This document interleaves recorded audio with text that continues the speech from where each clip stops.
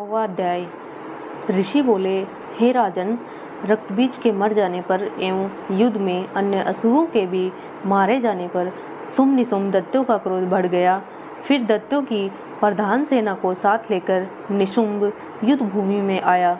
उसके आगे पीछे दाएं बाएं बड़े बड़े दैत्य थे।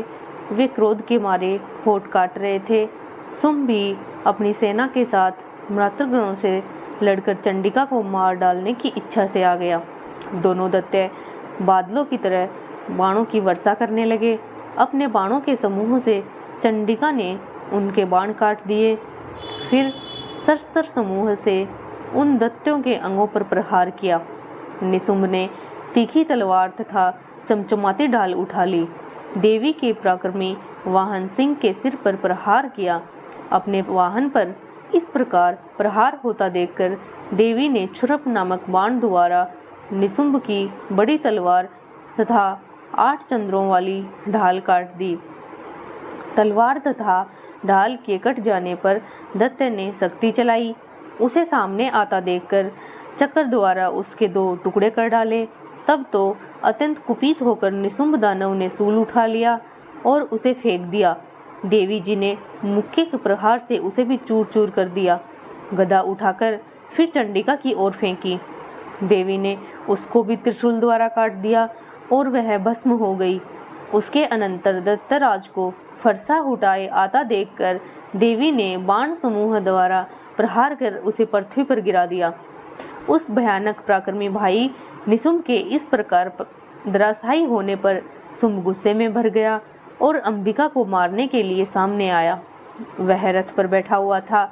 उसकी बड़ी बड़ी अनुपमा 8 भुजाएं थी। उसमें भयंकर शस्त्र शोभायमान थे। उन भुजाओं से सारे आकाश को ढांप कर वह शोभित हो रहा था। उसे इस प्रकार आता हुआ देखकर देवी ने शंख बजाया और धनुष से अत्यंत दुस्सह टंकार की। समस्त दैत्यों के तेजवध करने वाले अपने घंटे का शब्द करके उससे दिशाओं को भर दिया। तब सिंह ने भी बड़े बड़े हाथियों के महामद को दूर करने वाली बड़ी भारी गर्जना लगाई। उसके द्वारा आकाश पृथ्वी 10 दिशाएं गूंज उठी। तब काली ने आकाश में उड़कर पृथ्वी पर दोनों हाथों से ताड़ना की कि उस शब्द से तो पहले के सभी शब्द मंद पड़ गए। तब शिवदूती ने अमंगल रूप अत्यंत हट्टहास किया। उन शब्दों से दैत्य डर गए। शुम्भ के गुस्से का पारा चढ़ गया। फिर जबकि अंबिका ने कहा कि हे दुरात्मा, ठहर ठहर, तब आकाश में स्थित देवता जय जयकार करने लगे। शुम्भ ने क्रोध कर आग बरसाती हुई भयानक शक्ति चलाई। अग्नि के पहाड़ की तरह आती हुई उसे देखकर देवी ने अग्नि की बाहरी उल्का से उसे हटा दिया। शुम्भ ने फिर सिंहनाद किया। उससे त्रिलोकी गूंज उठी।